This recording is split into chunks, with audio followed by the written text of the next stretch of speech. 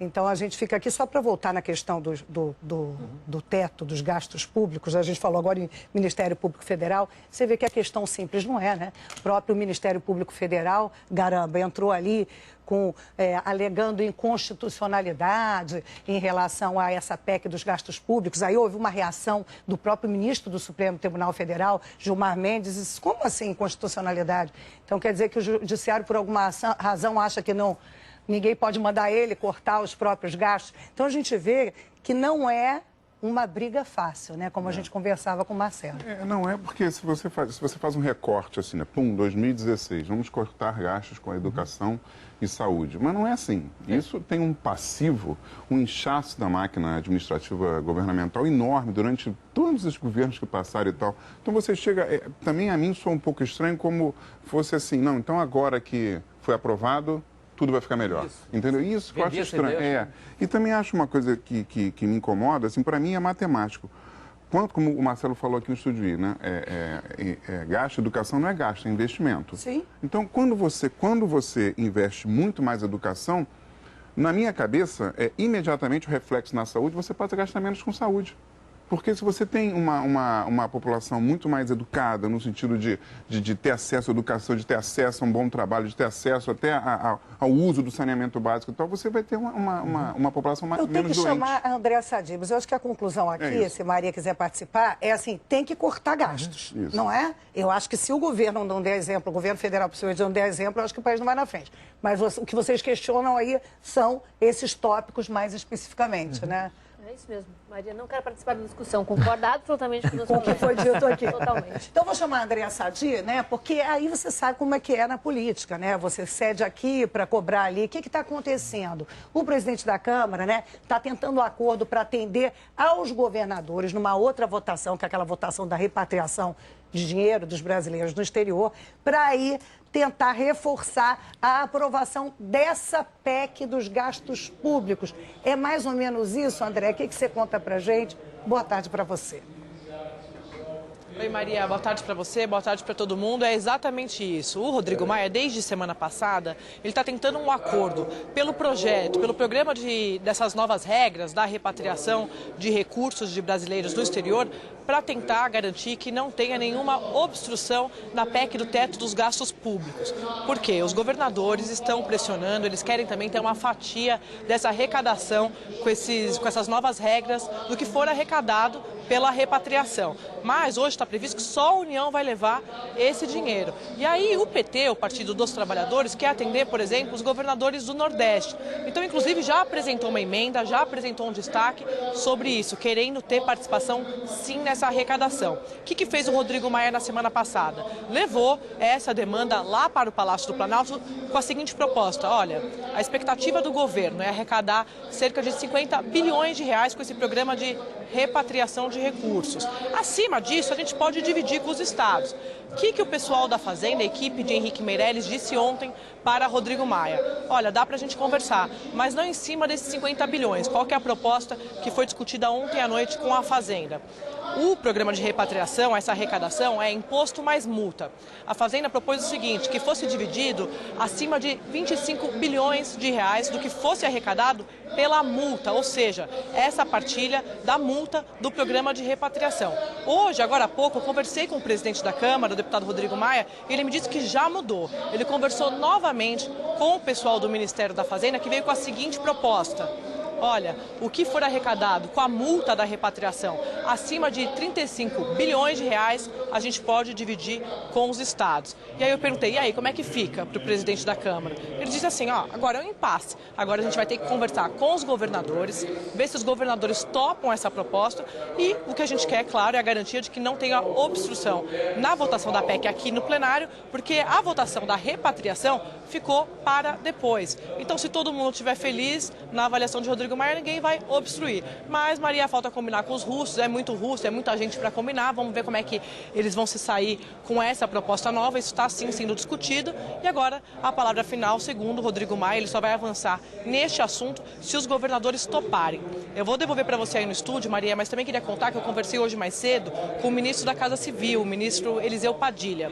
Ele comemorou esse jantar de ontem de Michel Temer com todos os parlamentares, na verdade com a maioria dos parlamentares. Acho que foi ali uma demonstração de força, o governo está na expectativa, acha sim que vai passar, como disse ontem o ministro Gedel Vieira Lima da articulação política, e o ministro Padilha disse o seguinte: olha, o governo só pode gastar aquilo que ele recebe, e o principal objetivo para a gente no governo com essa PEC é o seguinte, é passar essa imagem, na verdade passar esse recado para as pessoas de que a gente quer tirar o peso do Estado das costas do contribuinte, que no final das contas é quem paga de fato a conta. Maria, então essas são as palavras do ministro da Casa Civil, Eliseu Padilha, o tom que eles estão dando, a importância que eles estão dando para essa proposta do teto, que como a gente vem falando aqui na Globo News, o governo diz que é o grande teste, ou passa a PEC ou não passa mais nada aqui, nenhum outro tipo de pauta econômica aqui no Congresso. Maria.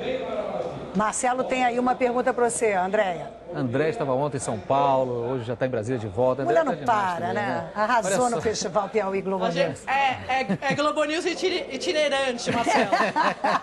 André, eu queria saber uma coisa. A gente está vendo aí uma vontade tremenda, um esforço tremendo do governo de mostrar que está se unido para aprovar essa PEC, está fazendo todos os esforços.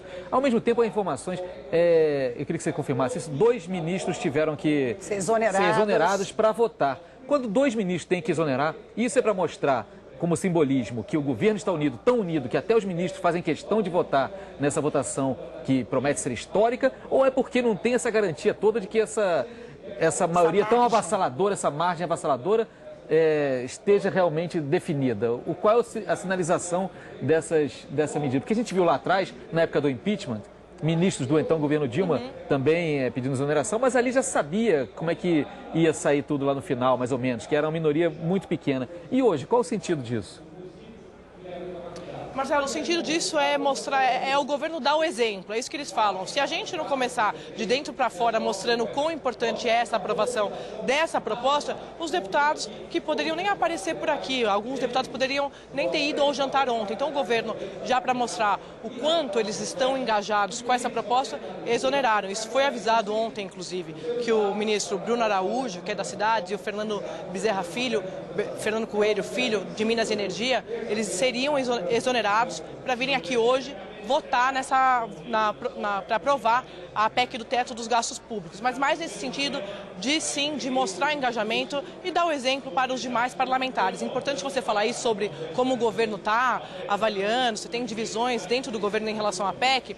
Hoje mais cedo também eu estava conversando com alguns assessores de Michel Temer, e eles estavam contando, na verdade até em tom de brincadeira, brincando que a PEC do teto conseguiu unir até a equipe política e a equipe econômica, no sentido de que todo mundo tem como consenso de que precisa aprovar a PEC do teto. O ministro Henrique Meirelles da Fazenda está fora, está nos Estados Unidos. Ontem falou com o presidente Michel Temer exatamente sobre esse assunto e passando um feedback para Michel Temer sobre como os investidores estrangeiros estão olhando a nossa situação aqui. Ele foi lá fora falar sobre a nossa situação econômica, o ministro Henrique Meirelles, e falou para Temer que o ambiente político ali, na avaliação deles, tinha melhorado e que o próprio Henrique Meirelles estava falando para eles assim, olha, vai melhorar ainda mais quando a gente aprovar a PEC, passando esse retorno para Michel Temer, dizendo que os investidores eles estão interessados no Brasil, mas, claro, isso tem um monte de condicionantes e uma delas é exatamente a aprovação da PEC. Então, o ministro Henrique Meirelles reforçou a importância dessa PEC junto a Michel Temer, que nem precisava, como a gente viu ontem,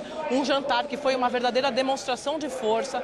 O presidente da República conseguiu reunir tanta gente ali num jantar num domingo em Brasília. Vocês sabem bem como é que funciona domingo em Brasília, exatamente para garantir o quórum aqui hoje cedo na Câmara, que pelo menos é o que a gente está vendo.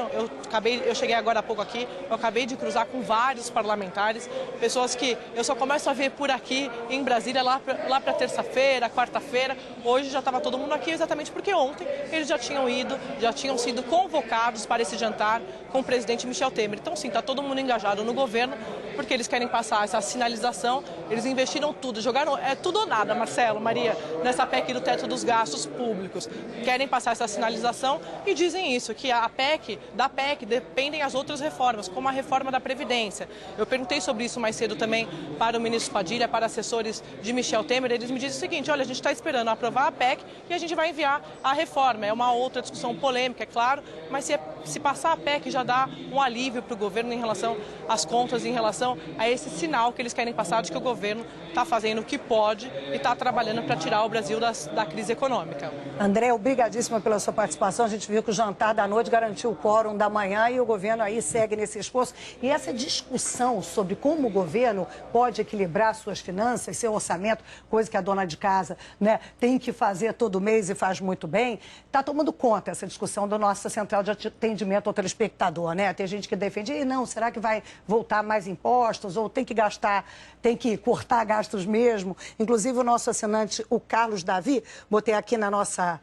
janela interativa, que ele dá a dica do livro dele. Ele diz, olha, Maria, eu vou pedir então a divulgação do meu livro digital, Revolução Tributária, publicado pela Saraiva, R$ 2,99, que sugere transformar 92 impostos e taxas existentes no Brasil em apenas 2. É uma semente que espero que seja adubada e alimente a reforma tributária. Então tá aí o recado.